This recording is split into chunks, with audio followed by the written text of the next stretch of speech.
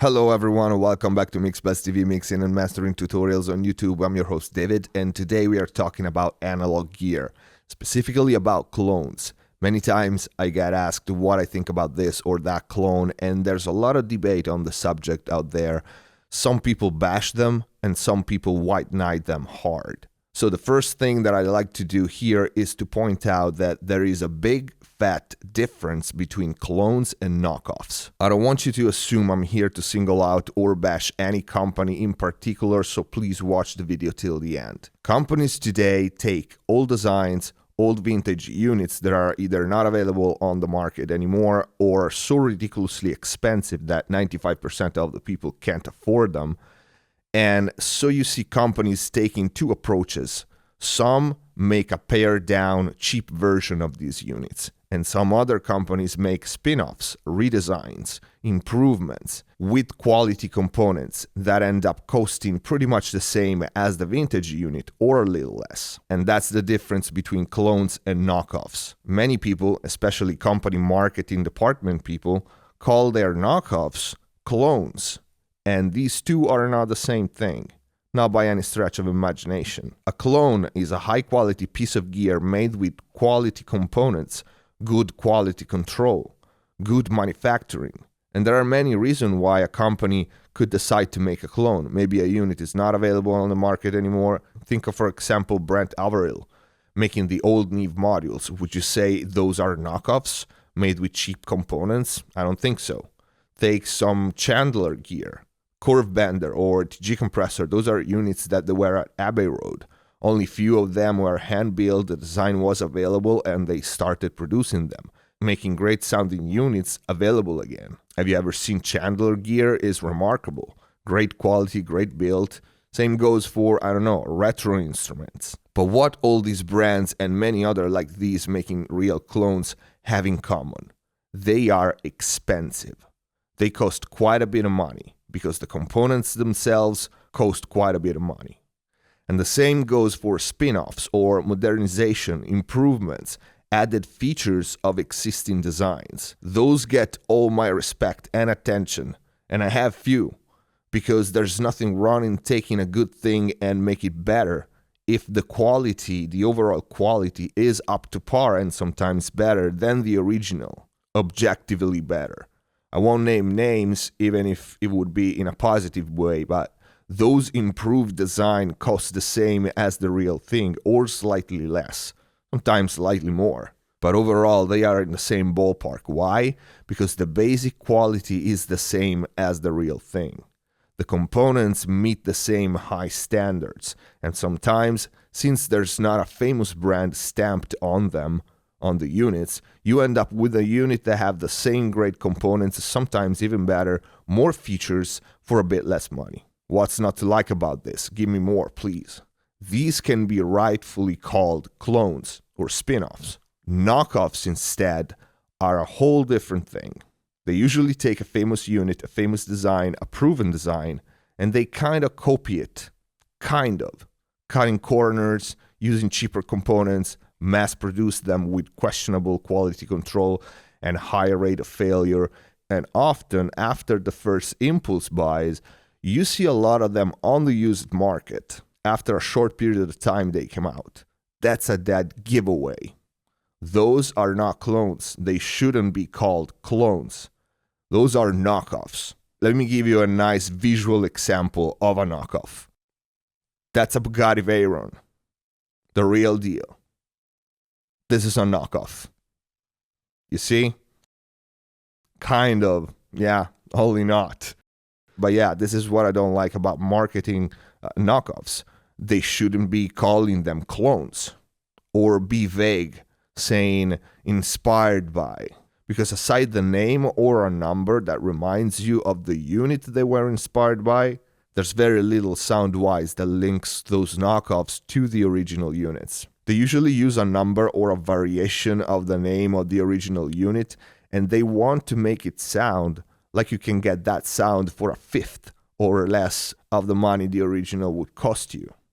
Really? Come on. Now, I wouldn't be fair if I didn't talk about cost of manufacturing and parts, components, today compared to the old days. The truth is, we live in a great time. Today, the cost of components is for the most part much lower than it was years ago, and so is the manufacturing, even more maybe. And in most cases, the lower costs doesn't necessarily mean less quality. Not all the time. In some cases, though, yes, it does. So every piece really needs to be judged singularly, case by case, and we can't generalize. Inexpensive gear today can sound fantastic, and we can buy units today that would have been priced twice or 3 times 10 years ago. That's possible due to the many improvements technology made. Think about converters. Even the middle-of-the-road ones today are so incredibly cheap and better quality than what we had 10 or 15 years ago. And this goes for many other pieces, compressors, EQ, effects. God, effects are so cheap today. But the other thing about knockoffs that rubs people in the wrong way is the marketing bullshit. It's not even the fact that they use names and numbers and faceplates. That's legal, so whatever. The problem is that they push the marketing really hard and they prey on the newbies who don't know better. But you know what? That's marketing. And it happens in every field. The bad part, and what I don't like, is when they try to make you believe that the reason for them to make an affordable knockoff and put it on the market is that they want to bring that sound to the masses. Really? You're trying to say that you're not in this business for the money, but to bring that expensive sound to the masses for cheap? You want everyone to believe that you're some sort of philanthropist of the audio world? That your mission is to take that expensive piece of gear that was reserved only for rich people up until last week, and you want to basically almost give it away? Like you barely break even, but you don't care because you want the people to be able to afford it? Are you fucking kidding me? Come on.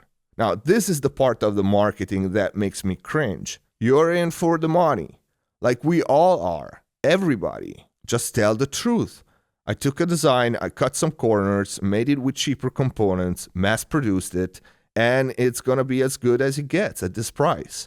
And like I said, that doesn't mean it won't sound fantastic on its own. It doesn't mean it won't have a place in professional environments. Plenty expensive units are used successfully across the board, all over the world. But if you try to bullshit people with shady marketing, you're going to be open to critics and embarrassing comparisons. Many companies out there make cheaper version of old design, but they openly change things and they tell you. This is my take on it. It's not the same. It's a cool sounding unit nonetheless. Shit, if anything, I would want to try something like that. But something that is advertised as a clone when it's clearly not, and you know it's not going to give you that sound. Why? I don't get it. And why I keep stressing that sound, the idea of the clone, the knockoff sounding the same. And you will say, well, even if it doesn't sound the same, but it sounds good.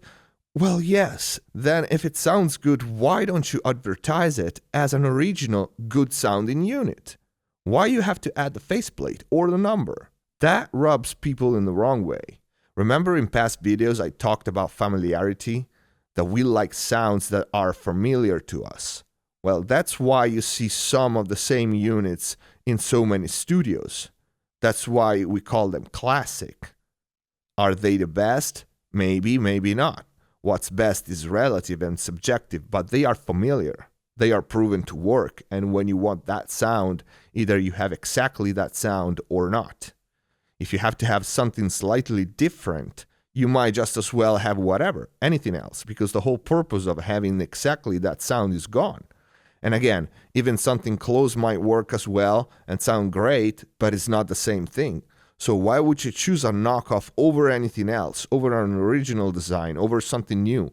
The whole purpose of old vintage gear is to have exactly that sound. Either I have that, or I prefer experimenting and having something new, find my own sound. But now a few words on expensive gear, high-end gear. As in every other field, there is a point of diminished return, meaning the more you spend past a given mark, less improvement you have in return. Why do I say this? Because some components, tube, big-ass transformers, are still very expensive, and hand-built units required highly skilled people to make them. And because of that, they end up costing a lot of money, with probably not much profit for the maker. And on the subject of diminished return, I have my personal opinion, which is sometimes you have really high-end units, top-notch quality, top-notch component, beautifully made pieces of gear that cost 5, 8, 10K a pop. And again, they are worth it in terms of components and labor. But does all that super high-end quality always translate to better sound, real tangible improvements in your mixes? I don't know. Let's take a 2 or 3K compressor and compare it with a similar one that costs 6 or 7K.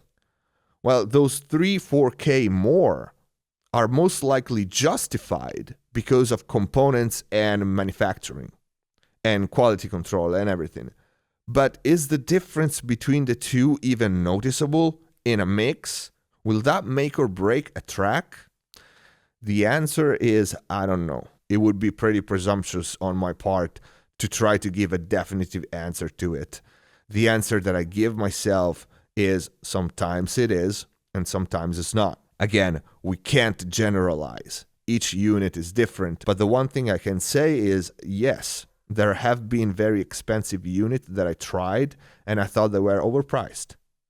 Not because they didn't have the iron in them, not because the price wasn't justified by great components and great manufacturing, but because what was amazing on paper didn't translate in the real world, sonic-wise. But for the most part, I know this.